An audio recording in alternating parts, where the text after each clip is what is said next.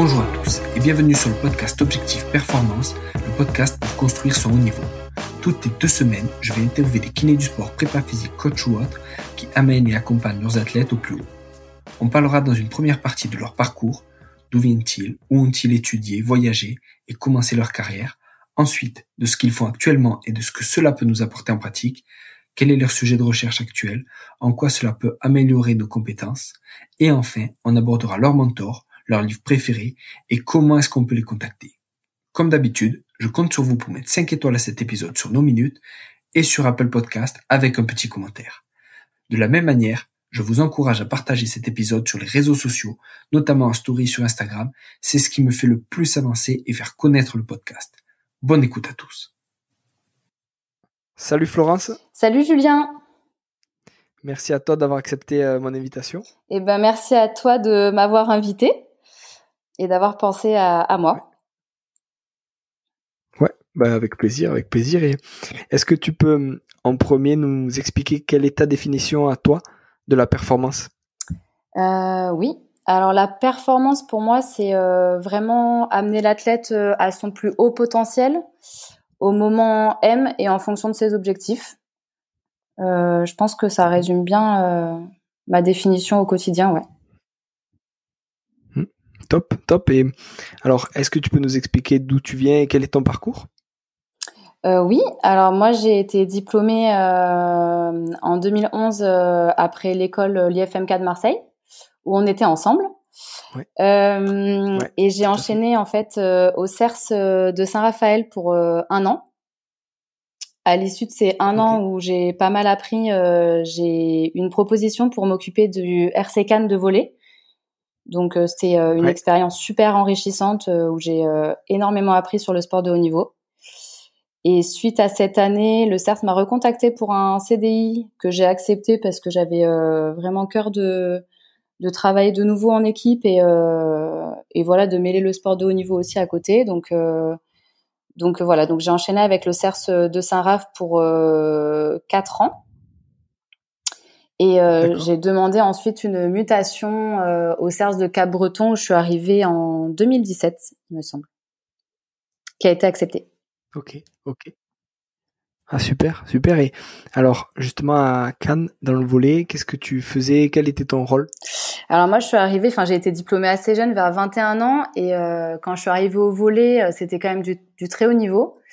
Et je suis arrivée avec 14 filles étrangères qui parlaient pas forcément français.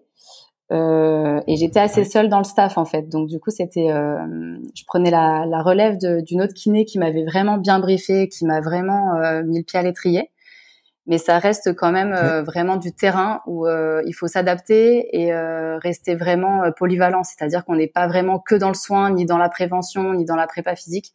On est amené à faire de l'administratif parce que les patientes les joueuses sont serbes, italiennes, croates, donc elles parlent pas français. Il faut s'occuper de leur transfert pour les amener à droite à gauche. Il faut s'occuper pendant les entraînements. Moi, je participais à tous les entraînements, les matchs, donc je faisais tous les déplacements. Je m'occupais de la diététicienne, de tous leurs rendez-vous, de les accompagner à droite à gauche. C'était vraiment une super expérience. C'est ouf. Et quel pathos t'avais alors dans ce sport ? Alors sur l'année où moi je l'ai fait, j'ai pas eu énormément de blessures, donc j'ai eu de la chance pour elle, mais un peu moins de recul pour moi. On avait une opération sur la luxation des fibulaires, mais qui était quelque chose de plutôt chronique. Et après des petites entorses, douleurs chroniques de l'épaule. Mais voilà, c'était vraiment une expérience très riche humainement et professionnellement. Ok. Et pourquoi alors et comment tu repars justement au CERS de Saint-Raph après ? Justement, le fait que j'étais seule dans le staff, donc à gérer 14 filles, on se retrouve à conduire le minibus à 4 heures du matin. Le lendemain, on ramasse des ballons et puis après, on s'occupe de la pharmacie et puis le médecin, il est pas là, donc je fais, on fait tout. On s'occupe des compléments alimentaires, on s'occupe de vraiment tout. Moi, j'avais vraiment l'impression d'être couteau suisse. Et en fait, cette impression un peu d'avoir envie de se recentrer sur la performance et un peu plus être spécifique sur la traumato et vraiment les blessures à proprement parler, quoi. J'ai toujours eu un petit regret de pas avoir fait quelques années de plus, mais le dilemme Et t'es là entre refaire des années où j'aurais peut-être pas eu la possibilité de retourner après au CERS et bon, je regrette pas parce que c'était une année super importante et voilà, je regrette pas. C'était des super bonnes années. C'est top. Et au CERS, alors, quel était ton rôle à ce moment-là? Au CERS de Saint-Raphaël, j'étais kiné quand je suis arrivée. J'ai tout de suite fait une formation DU kiné du sport à Nice. Et en fait, on avait pour but au CERS de Saint-Raphaël, c'est beaucoup de patients qui sont externes, donc on peut avoir du haut niveau, mais aussi des patients qui sont de la région. Donc on n'a pas que du haut niveau. Ça m'a énormément appris sur la stratégie un peu humaine, les comportements à avoir sur les traitements, sur la façon d'interagir avec le patient. Et j'ai été beaucoup encadrée par des gens d'expérience, donc ça m'a énormément enrichi. Sur le côté technique, c'était peut-être un petit peu moins important, mais j'ai beaucoup appris quand même sur ces aspects-là. On avait quand même des bons joueurs en rugby, notamment du RCT ou même Stade Toulousain. Donc c'était quand même skieurs aussi. On avait un partenariat avec les skieurs et athlétisme, donc c'était quand même assez riche. Ah, c'est génial. Et pourquoi après ça tu demandes d'aller à Cap-Breton? Bah ça faisait du coup 6 ans que du coup j'étais un petit peu dans cette boucle là.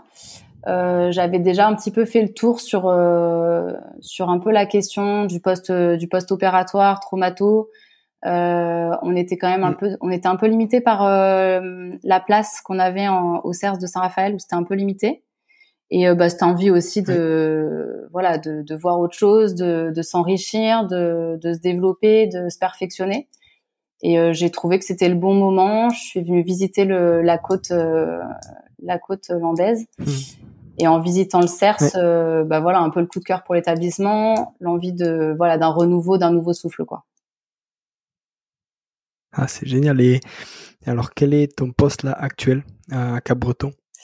Alors à Cap-Breton, quand je suis arrivée, il y avait le directeur qui avait mis en place une toute nouvelle philosophie de travail, où avant c'était quand même beaucoup comme dans la plupart des centres de rééducation, on est quand même beaucoup sur table, on est beaucoup sur du travail manuel et en fait il a vraiment changé la stratégie de travail avec un travail en angulation debout, beaucoup de travail fonctionnel. Il a un peu bouleversé les équipes, les cellules de façon à vraiment dynamiser et tirer vers le haut pour qu'on puisse concurrencer avec de gros clubs et vraiment se porter à très haut niveau. Donc moi aujourd'hui je fais partie du pôle de haut niveau, donc on a la majorité des athlètes. On a chaque nom de cellule, c'est des noms de villes de Jeux Olympiques. Donc moi je appartiens à la cellule Barcelone. D'accord. Et voilà, donc je suis arrivée en fait au moment où tout basculait un petit peu dans cette nouvelle philosophie de travail et qui me correspondait complètement. Donc c'était ce que je recherchais et quand je suis arrivée, c'était vraiment un petit peu l'aboutissement, quoi. Donc c'était beaucoup de chance. C'est génial. Et alors dans ta cellule Barcelone au niveau, elle est composée de qui? Quel métier il y a et qui c'est qui la compose? Alors, on travaille énormément en équipe. On a donc un médecin qui est référent de la cellule. Et ensuite, j'ai trois collègues qui sont kinés. Et j'ai 2 collègues qui sont préparateurs physiques. Donc, il y a Thibaut, Gustave qui travaille avec moi en fait en tant que kiné, où on est vraiment le noyau kiné. Il y a Maxime qui est mon référent, qui est à double casquette kiné prépa. Et ensuite, il y a Frédéric qui est préparateur physique là où je travaille. Et ensuite, on a Marcelo qui est également qui s'occupe vraiment de la performance sur les réathlés un peu plus poussés, qui travaille également affilié à notre cellule. Ok. Et donc vous occupez que du haut niveau, c'est ça, ce que tu disais? Ouais, donc par haut niveau, on entend tous les patients, tous les athlètes qui sont professionnels, qui vivent de ça. Donc avec des exigences et des besoins de retrouver leur fonctionnalité au plus vite, quoi. Donc voilà, donc on a mis en fait, c'est vraiment un tri mais plutôt par intensité parce que c'est des patients qui peuvent tolérer une charge de travail assez importante, qui ont des intensités également importantes et sur leurs objectifs. C'est vraiment les groupes vont se tirer vraiment vers le haut, quoi. Donc c'est par rapport à ça qu'ils sont dédiés à une cellule particulière. Ouais. Et du coup, au CERS de Cap-Breton, à part cette cellule haut niveau, est-ce qu'un patient, j'allais dire lambda, mais quelqu'un qui se fait qui se fait le LCA au ski, qui fait pas du sport professionnel, mais qui touche un peu à tous les sports, est-ce que lui, il peut être pris en charge au CERS ou pas du tout? Ah bien sûr. En fait, c'est la philosophie, c'est qu'à partir du moment où on est licencié à un club et qu'on fait du sport de façon courante et de façon même par exemple les professionnels de métier, c'est-à-dire pompiers, militaires, on a un partenariat avec les militaires, moniteur de ski, moniteur d'escalade, coach, prof de sport, il y a aucun problème, c'est assez ouvert, il suffit juste de donner les justifications comme quoi il y a un lien avec le sport étroit. Ouais. Ah, top. Et alors donc sur cette cellule haut niveau, tu nous as expliqué un peu qui l'a composée et quelle pathologie vous prenez en charge? Alors nous on a beaucoup de post-opératoires, donc de la traumatologie bien sûr, mais beaucoup en post-op. Il y a très peu de patients qui sont sur des douleurs chroniques où on va avoir quelques pathologies récidives d'ischio-jambier qui ont du mal à traiter, où on peut avoir, mais sinon ça reste beaucoup du post-opératoire. La majorité c'est quand même du ligament croisé antérieur, ligamentoplastie du genou. Après au niveau de la cheville, on peut avoir ligamentoplastie également, syndesmose, on en a beaucoup en ce moment sur rugby et surf. Fracture pareil également sur le bas du corps avec escalade, moto, on a des jockeys, rugby. Donc ça arrive beaucoup aussi. Au niveau de l'épaule, on a beaucoup au niveau de la butée, bancarte chez le rugbyman principalement, mais après aussi chez judoka, etc. On a des pathologies de hanches aussi avec des arthroscopies et pour les pongistes ou taekwondoïstes, tous les sports avec beaucoup d'amplitude. Et après les pubalgies et lombalgies qui peuvent être opérées ou pas opérées, mais qui sont aussi avec un faible pourcentage sur les statistiques. C'est énorme, mais justement sur les récidives d'ischio-jambier, qu'est-ce que vous faites? Quel est votre bilan et après comment vous faites la rééduque et la réathlée? Alors sur les récidives d'ischio, déjà on essaie de comprendre un peu le contexte. Souvent c'est soit le patient qui reprend trop vite ou soit il reprend mais avec il a pas travaillé en amont les vitesses max.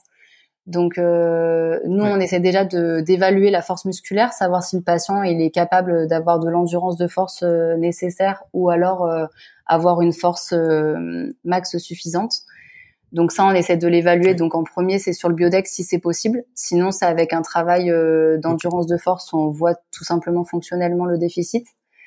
Et après, ça va être un travail de course avec analyse de la course. Et si c'est possible, si le patient il est déjà bien avancé, on peut travailler avec des ceintures GPS où il y a une analyse des datas et progressivité de la charge de travail.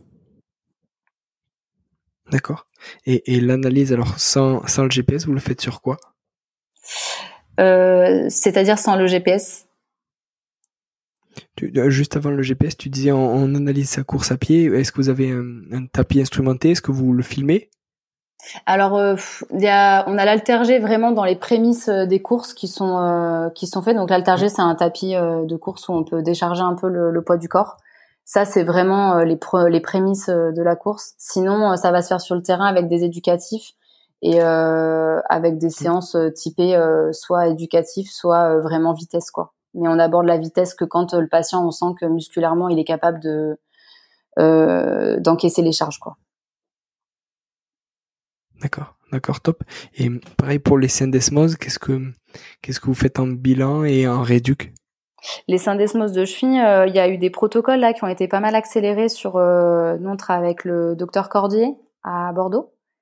Et donc en suivant le protocole où il a quand même pas mal réduit les durées d'immobilisation, on arrive avec des résultats assez rapides sur la reprise de marche et la reprise de course. Ça dépend quand même de chaque patient, c'est quand même individualisé, mais les reprises sont quand même beaucoup plus rapides qu'avant. Sur les syndesmos, c'est toujours un peu le même principe. Par contre, on essaie de garder bien les amplitudes pour avoir une cheville fonctionnelle, d'avoir une cheville bien sèche. Souvent, c'est des fois un peu ce qui pêche chez les patients qui sont un peu costauds. Donc voilà, de garder une cheville bien sèche avec des amplitudes fonctionnelles et retravail musculaire global. On essaie vraiment de toujours travailler, pas que de façon analytique, mais toujours, comme on disait, avec l'angulation debout dès que c'est possible, pour remettre le patient en contrainte, éviter le déconditionnement et toujours aller justement vers cet objectif de performance. Top. Et alors justement pour les ligamentoplasties, à partir de quand vous les avez? Est-ce que c'est du tout début post-op ou est-ce que c'est justement à 3 mois, à 4 mois? Comment vous faites? Alors ça peut être hyper variable. Tu peux avoir un post-op à J2, donc qui est encore avec pansement, avec la morphine, et tu peux avoir des rééducs avancés, des réattelés. C'est vraiment 3 séjours qui peuvent être soit combinés, soit différents, soit sélectionnés. Et il y a également le return to play où vraiment là le patient il est quasiment sur la reprise. Donc les patients on les a à différentes phases. Souvent on les revoit 1 ou 2 fois. C'est rare qu'ils fassent les 3 phases post-op, rééduc avancé, réattelé. Mais généralement on les revoit sur 2 séjours qui durent. Les séjours durent environ 2 semaines le plus court et 3 à 4 semaines les plus longs. Ok, top. Et quand ils arrivent, alors vous leur faites un bilan d'entrée?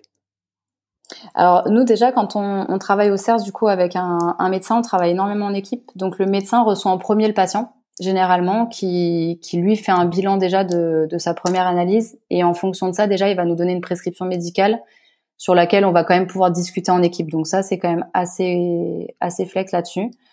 Nous après quand on reçoit le patient, donc on a déjà fait un point avec le médecin. Ça dépend son délai. C'est-à-dire que si c'est un post-opératoire, on va vraiment privilégier à avoir des données quantitatives sur le périmètre rotulien, les amplitudes articulaires, la qualité de la marche, sur la contraction du quadriceps, etc.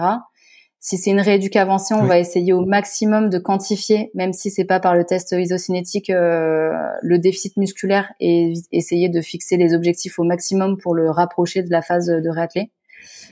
Et si c'est un patient qui est en réattelé, généralement, il a accès au test Biodex par rapport à son délai.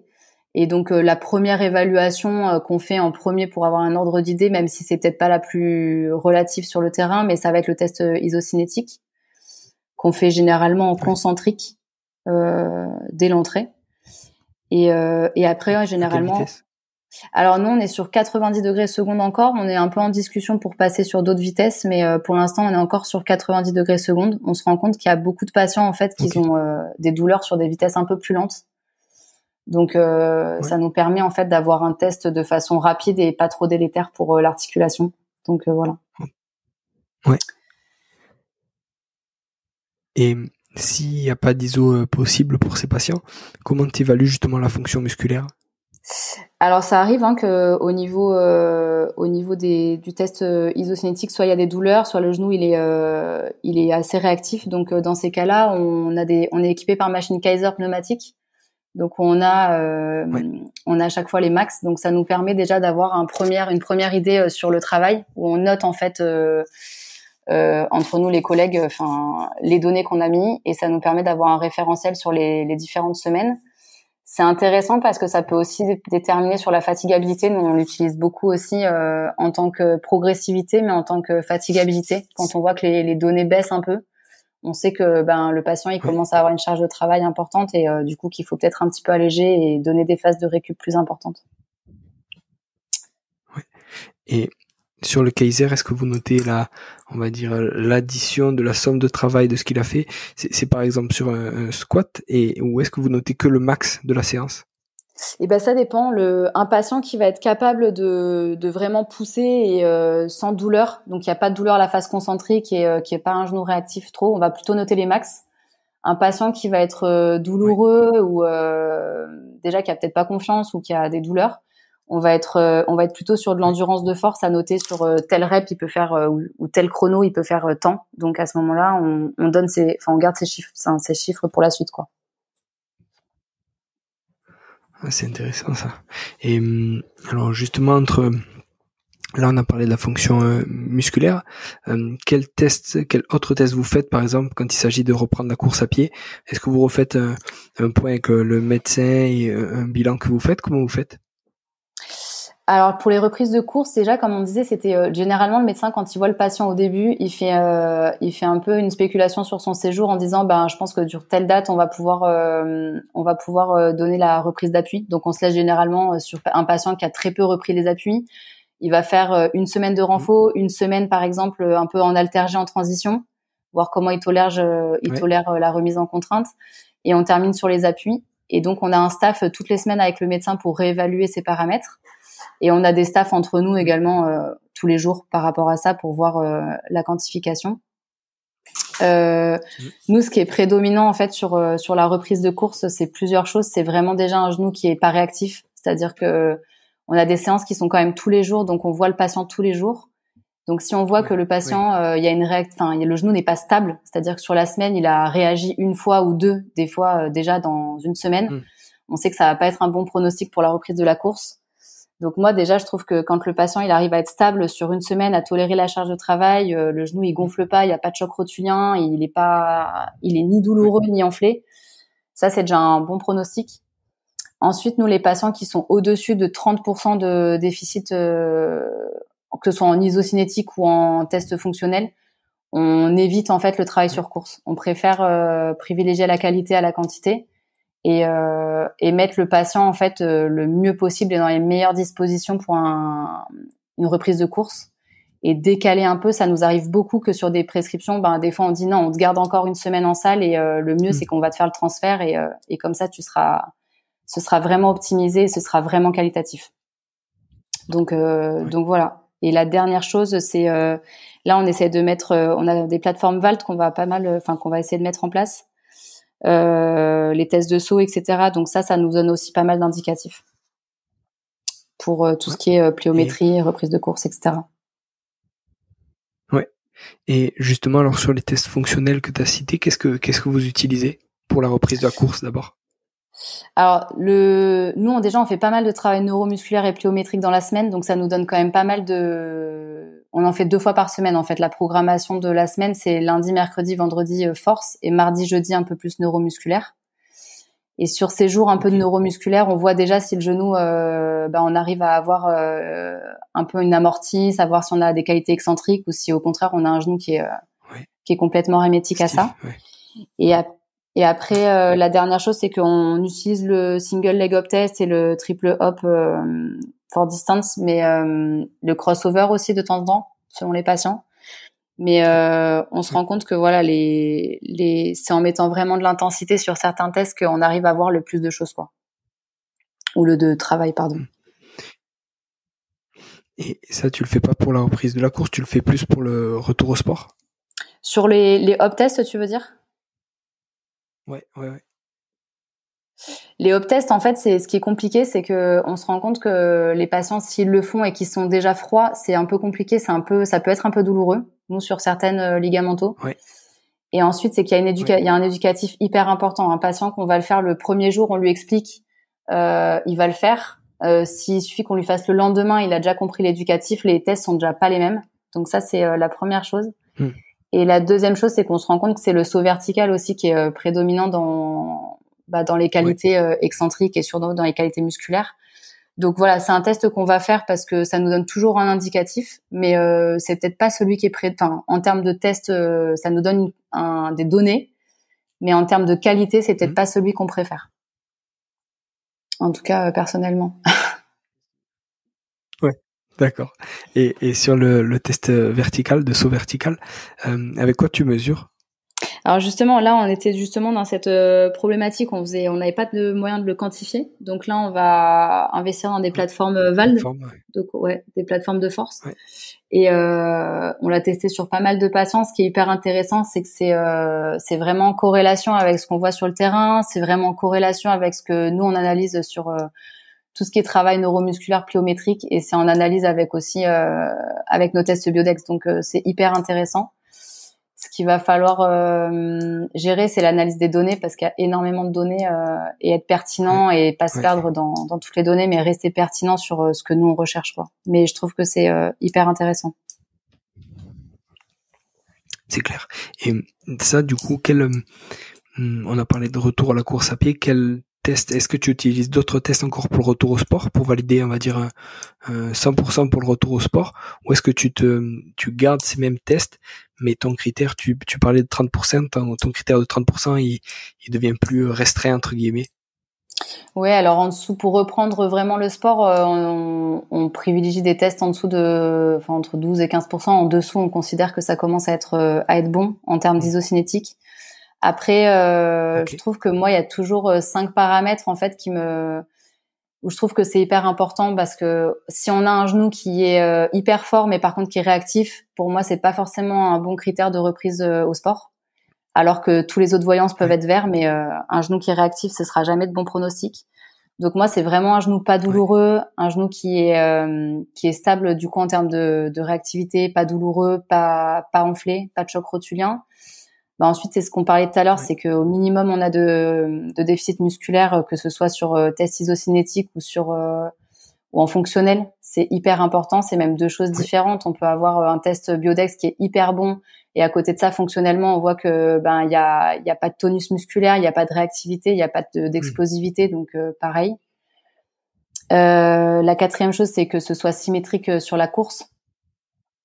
Et la dernière chose pour moi qui est un gros critère important, c'est ce que je leur dis souvent, c'est leur appréhension et leur ressenti. On a souvent ils disent j'attends le feu vert, j'attends que le chirurgien il me dise c'est OK, ou que le médecin il va me dire c'est OK. Mais en fait, je dis oui, mais c'est à toi de dire aussi que t'es OK, parce que si tout le monde te dit que c'est OK, mais que toi tu le sens pas, ou que c'est pas le bon jour, que le terrain il est hyper dur, que t'es fatigué parce que t'as eu 2 jours de trajet, en fait t'as le droit de dire que c'est pas le bon moment, et de décaler de 2 jours, tu gagneras sûrement du temps plutôt que d'en perdre. Donc moi, c'est souvent mes critères que j'énonce aux patients, et qu'on fonctionne de toute façon comme ça en équipe. On a de toute façon la prescription médicale en 1, et après on a beaucoup de staff où on discute tous les jours pour réharmoniser les objectifs et les faire le plus vite possible, mais surtout le mieux. C'est top. Et ces staffs, est-ce que des fois vous invitez les patients, ou est-ce que c'est juste entre médicaux et paramédicaux? Alors en fait, il y a vraiment pas mal de staff, mais qui sont assez pertinents. C'est vraiment pas des réunions qui sont chronophages pour rien. On a une première réunion avec le médecin, où là il y a que les professionnels, donc ça peut être aussi la psychologue, la diététicienne, ça peut être l'ergothérapeute. Donc c'est vraiment une réunion pluridisciplinaire qui a lieu en début de semaine, où on réharmonise les objectifs, on fait part des problématiques. Donc ça, c'est vraiment que le staff. Ensuite, il y a les patients qui ont une visite hebdomadaire avec le médecin. Donc ça, c'est généralement jeudi, vers fin de semaine, où le médecin, en fait, il va remesurer, il va revoir l'évolution, et il va valider ou invalider les objectifs qu'on avait mis au début en place. Et après, nous, on a staff que les kinés et prépa physique, donc tous les jours sur le plateau. On en a un à 7h30 jusqu'à 8h, où comme on travaille tous en équipe, c'est hyper important d'harmoniser et de s'organiser, surtout pour que ce soit fluide dans la journée. Et pareil, un l'après-midi, début d'après-midi, 13h30, 14h, pour que derrière, ça envoie, et que ce soit carré, quoi. C'est énorme de dédier autant de temps justement à l'échange entre vous, pour que ce soit le plus pertinent possible pour le patient. C'est impressionnant. Ouais, je pense que c'est exactement ça. C'est que on a vraiment beaucoup de chance d'avoir une équipe aussi dynamique, de s'entendre vraiment aussi bien, et d'apporter tous notre petite patte pour que les athlètes soient le mieux pris en charge possible. Et ces staffs, en fait, ils sont indispensables, parce qu'on a toujours un œil nouveau sur le patient, et ça permet de réaiguiller et d'affiner au maximum nos prises en charge. Et je trouve que c'est d'une richesse qui est assez incroyable, quoi. C'est tous les jours intéressant, et justement, c'est ce qu'on disait, c'est adapté au moment M et en fonction des objectifs, et c'est pour ça que pour moi ça représente vraiment la performance. C'est clair. Et justement la relation avec les clubs. Tu vois, comment vous communiquez les données du patient Ouais. vis-à-vis des clubs? Est-ce que vous communiquez tout? Est-ce que vous faites un bilan de sortie ou est-ce que vous dites que certaines choses parce que le patient, ou le joueur ou l'athlète, il veut pas tout communiquer, ou tu vois, comment vous gérez ça? Alors, la première chose, c'est que nous, on essaie de faire les choses de façon assez réglementaire. C'est-à-dire que le médecin, il appelle le médecin, le kiné, le prépa, le prépa. Globalement, comme ça, chaque corps de métier se réfère à ce qu'il a besoin de travailler. Nous, par rapport au club, le médecin fait de toute façon un compte rendu écrit de la fin de séjour du patient. Ça, c'est de toute façon d'un point de vue administratif et c'est toujours acté. Et nous, le patient, souvent, il nous demande un programme de sortie. Ça, c'est toujours ce qui revient parce qu'en fait, quand ils sortent du CERS, ils ont l'impression soit les clubs sont en trêve et donc du coup, il y a les kinés qui sont pas là, soit le club a repris les grosses échéances et du coup, eux sont un petit peu sur le... Donc du coup, ils nous demandent souvent un programme de sortie et là, on dit non, on préfère faire quelque chose de justement de pertinent et appeler le club. Comme ça, on donne vraiment les objectifs, là où on en est, plutôt que de donner un programme qui va pas du tout être adapté au moment M sur le patient sur les différentes semaines, quoi. Donc souvent, la fin du séjour, on contacte le kiné du club. Ça arrive qu'on ait aussi le prépa. Hein. On travaille beaucoup en synergie les deux corps de métier.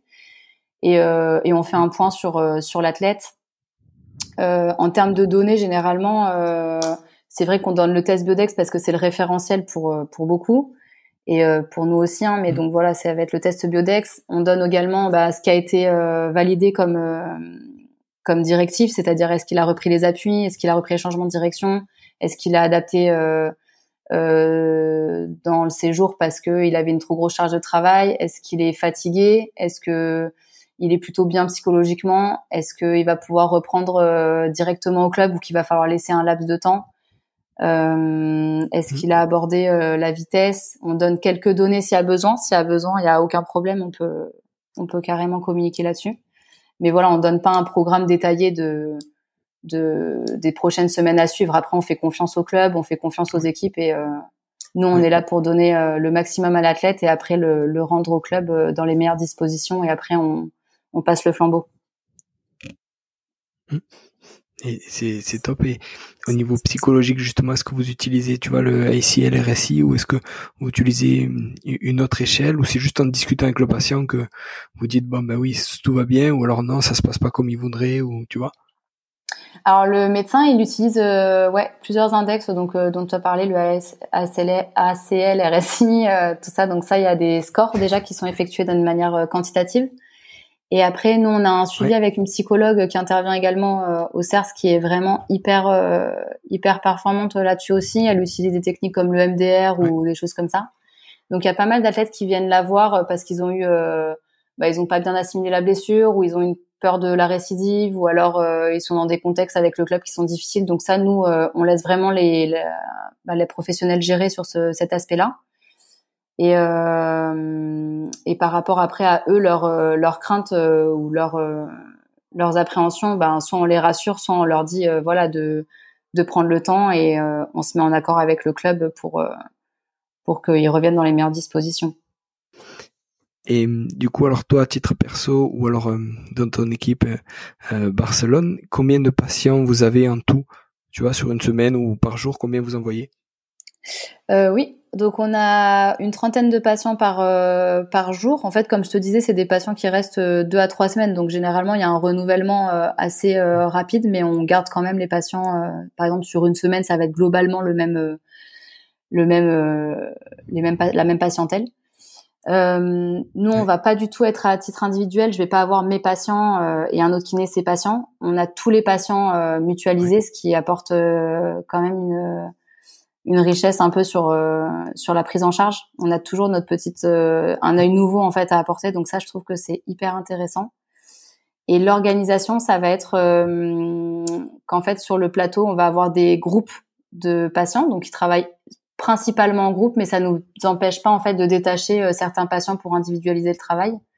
Donc on va avoir un premier groupe par exemple de 8h à 10h qui va faire un groupe renfo et un groupe cardio, ça switch, et après pareil de 10h à midi. Grosso modo, ça peut être l'organisation. Donc pour répondre un peu à ta question, on va être sur des groupes de patients de 5 à 6 personnes maximum. Donc on travaille quand même avec un groupe réduit et on peut aller jusqu'à travail en individuel pour les patients à individualiser, à adapter, à être plus présent, à être plus qualitatif sur certains paramètres. Ouais, top. Et justement, alors pour une dernière question là-dessus, sur l'arrêt attelé, sur la reprise de la course ou des appuis, qui fait quoi et comment vous transférez, on va dire, certaines choses que vous avez fait au prépa physique, tu vois, comment ça s'organise entre là où les kinés et les prépas physiques? Mais alors nous, sur la salle, on travaille beaucoup ensemble. C'est-à-dire qu'il n'y a pas un espace kiné et un espace prépa. On essaye que ce soit le maximum solidarisé et du coup qu'il n'y ait pas cette cassure en fait, qu'il n'y ait pas cette rupture de je suis en salle en kiné et hop je passe dehors.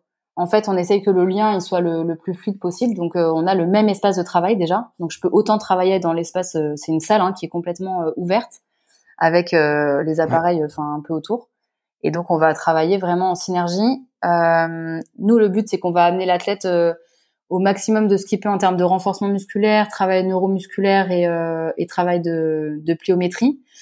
On peut également travailler sur la course, mais pareil, ça va être quelque chose peut faire très bien ensemble sur l'haltérgé par exemple, avec l'analyse, à avoir un œil chacun vraiment en discussion et en échange.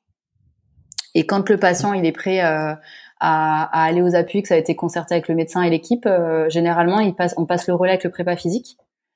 Et ça nous empêche pas d'aller dehors, d'aller checker, voir comment on trouve le retour de jambes, est-ce que le patient il a un bon amorti, et ça arrive que le prépa m'appelle ou un des kinés et disent je pense que c'est pas bon et on le reprend en salle.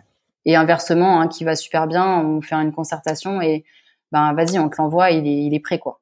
Donc voilà, on travaille énormément en synergie et je pense que c'est un peu la force de la cellule où on arrive à travailler en équipe de façon assez solidaire. Ouais. Et justement, une prise en charge, on va dire, habituelle d'un athlète sur une semaine, tu vois, qu'est-ce qu'il fait? Tu en as un tout petit peu parlé tout à l'heure, qu'est-ce qu'il fait en fonction des journées? Et si après tu peux nous faire un zoom sur une journée type pour lui, c'est quoi? Ouais, ok.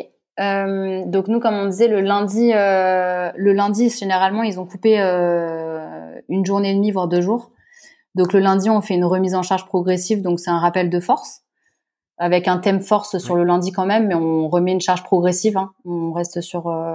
donc généralement, on augmente la charge, on fait un travail placé. Ça va dépendre pas mal aussi de la forme des athlètes, donc on essaye pas mal de voir leur fatigabilité, voir leur récupération. Le mardi, ça va être un travail neuromusculaire, donc assez près du sol et travail plio. Le mercredi, on baisse complètement la charge de travail. Donc là, le mercredi, c'est jour off. Donc là, on en profite pour faire des soins, refixer les objectifs. On essaie d'avoir cet échange un peu plus individuel avec eux parce qu'on va pouvoir prendre le temps d'augmenter en fait un petit peu les échanges entre l'athlète et le staff. Le jeudi, on repart sur un travail un peu intense, neuromusculaire et plio. Et vendredi, bonne journée aussi sur travail de force. On remet pas mal de contraintes avant le week-end où on rebaisse la charge de travail. Ouais. Et donc le week-end, ils n'ont pas de séance ou ils ont un travail à faire en individuel? Alors le samedi matin, nous, on a une garde où on tourne, généralement chacun. Ça peut être très très variable, on essaie d'adapter pareil, c'est comme on disait au maximum, on a des patients qui vont arriver fin de semaine, donc au début de leur séjour, donc eux c'est sûr qu'ils vont travailler. Et les patients, on le voit, de toute façon quand on voit que les chiffres baissent, que l'intensité baisse, qu'on a des constantes comme ça, où on voit que le matin ils mettent plus de temps à aller sur l'échauffement, des choses comme ça, c'est des patients on va couper et on va privilégier vraiment la récupération. Plutôt que de faire une routine ou un rappel de force qui va pas être efficace et qui va être plutôt délétère pour l'athlète. Et alors, pour un athlète justement sur une journée type, à quelle heure il commence et tu vois quelle activité il a durant toute la journée? Alors nous, le mot c'est que dans la cellule, c'est qu'il n'y a pas de routine. Donc les patients, c'est rare, c'est très rare qu'ils auront un planning qui change pas du tout sur le séjour. On va essayer d'adapter au maximum pour homogénéiser les groupes et rendre le séjour le plus attractif possible. Donc on va tout le temps adapter. Donc ça peut être, on va dire vraiment le type où ça ne bougerait pas. Par exemple, si le patient il fait un 8h 10h avec nous en salle, donc 8h, on va dire qu'il fait un travail de renforcement membrin si c'est une ligamentoplastie de genou avec une dominante quadri, il va enchaîner sur un travail cardiovasculaire sur vélo ou sur Spark, peu importe, enfin ça va dépendre des thèmes de chaque jour en fonction des patients. Il aura une récupération généralement de 11h à midi avec on a pas mal d'espaces qui sont dédiés à la récup, notamment de la récup sèche qui est au bout de la piscine avec des bottes de presso, game ready, tapis massant pour le dos, des bottes pour les pieds, etc. Donc ça on utilise pas mal ces créneaux pour que l'athlète il puisse se ressourcer entre les séances. Et après l'après-midi, ça va être soit le patient il a les appuis extérieurs, donc on privilégie les appuis extérieurs, soit le patient il a un déficit de force et on va vraiment individualiser sur ces problématiques. On peut utiliser le BFR, on peut utiliser le recrutement, enfin sur ces déficits spécifiques à lui sur tel pattern de mouvement où il est déficitaire. Donc ça va être vraiment plus individuel. Et après ils peuvent avoir du renforcement du haut du corps, du coup pour éviter le déconditionnement, par exemple sur les rugbyman qui ont besoin d'une charge de travail assez importante s'ils sont par exemple en réathlé et qu'ils ont un objectif de reprendre la compétition assez rapidement. Et pour finir, balnéothérapie, c'est un créneau de 17 à 18 pour soit les patients qui n'ont pas encore l'appui, qui sont encore sur une phase de rééduc avancée post-op, ou alors on peut mettre des patients en récupération sur du bain froid, sur du contraste ou des choses comme ça, ou tout simplement du chaud pour se détendre, quoi. C'est leur petit moment où ils peuvent baisser un peu l'exigence et le rythme, quoi. Ouais, ok. Et alors toi, une semaine ou plutôt même une journée type, justement, qu'est-ce que tu fais et comment tu navigues entre tous ces postes? Alors c'est ce que je te disais, c'est que ce qui est hyper intense, ce qui est hyper exigeant et en même temps ce qui est hyper passionnant, c'est qu'il n'y a pas une journée qui se ressemble. Tu vois là, le programme que je viens de te donner ce matin, aujourd'hui on l'avait peut-être modifié parce qu'en fait il y a des gros chaleurs, on a commencé par les appuis ce matin, donc on a dû refaire toute l'organisation. Il y avait ça, et puis on a voulu un peu casser les routines pour éviter aussi que les patients qui reviennent et que ce soit toujours un peu aussi les mêmes séjours, et mettre beaucoup de pertinence dans nos prises en charge. Donc voilà, donc tu vois par exemple aujourd'hui ça a rechangé. Ce qui est vraiment prédominant, c'est que voilà, on a le staff de 7h30, on va détacher des groupes, on va détacher des individualités, on va détacher s'il y a des tests biodex, on va détacher s'il y a un patient par exemple à prendre en indiv pour un staff ou une individualité, et après on va dire Flo, toi tu vas t'occuper du groupe là, c'est un travail de force, ok, on va faire tel travail, ouais, parce que celui-là il est déficitaire, celui-là il a un peu des douleurs, donc on va privilégier tel travail. Et toi tu vas faire le test biodex, toi tu vas faire ça, et en fait à 8h tout le monde est calé sur la tâche qu'il a à faire. Et donc voilà quoi, on arrive et les patients ils sont au rouleau et tout est calé. Et après il y a la réalité où parfois ça peut changer, mais globalement ça se passe comme ça. Ouais. Top. Et alors Flo, justement, qui c'est qui t'a inspiré? Est-ce que tu as des mentors? Ouais, alors moi j'ai des mentors, c'est vraiment des mentors qui sont pas forcément reconnus dans le monde de la kiné, du sport, de la performance et de la prépa, mais c'est des kinés, des prépas que j'ai rencontrés tout au long de ma carrière et qui m'ont vraiment apporté ce côté un peu soit le côté humain, soit le côté performance, soit un peu l'abord qu'il faut avoir un peu avec les sportifs, le côté motivationnel qui est hyper important en fait. C'est des fois beaucoup de de mettre de l'intention dans ce qu'on fait, de mettre du focus et donc moi voilà, je vais citer des noms mais que personne peut-être ne connaîtra, mais j'ai eu Didier Raoult qui s'occupait pas mal c'est pas grave. Qui s'occupait pas mal des rugbyman à Saint-Raphaël, donc qui m'a vachement apporté. Ouais. Après j'ai travaillé là je travaille quand même avec Marcelo qui s'occupait du PSG, Max avec qui t'as connu aussi mais qui est hyper intéressant. Je pense qu'en fait c'est plus que des mentors, mais c'est des gens qui vont m'apporter tous les jours une connaissance, un aspect différent de voir l'athlète, un aspect différent de voir le travail, c'est en continuelle évolution, et moi je me régale tous les jours à apprendre et à me faire des brainstorming et à me remettre en question sur plein de choses, et j'ai eu de la chance vraiment je pourrais pas tous les citer, mais j'ai eu beaucoup de gens, j'ai eu la chance de rencontrer beaucoup de gens très bienveillants et et super intéressant professionnellement et humainement. Donc voilà. Top. Et est-ce que tu as des livres justement qui te, on va dire pareil, qui t'inspirent ou dans lesquels tu te replonges régulièrement pour apprendre ou réapprendre des trucs? Alors de lire un livre complètement sur l'entraînement ou la prépa physique, je trouve que c'est quand même assez compliqué. Par contre, j'aime bien tirer des petits articles, des petits chapitres quand je sens que j'ai un truc sur lequel je tilte.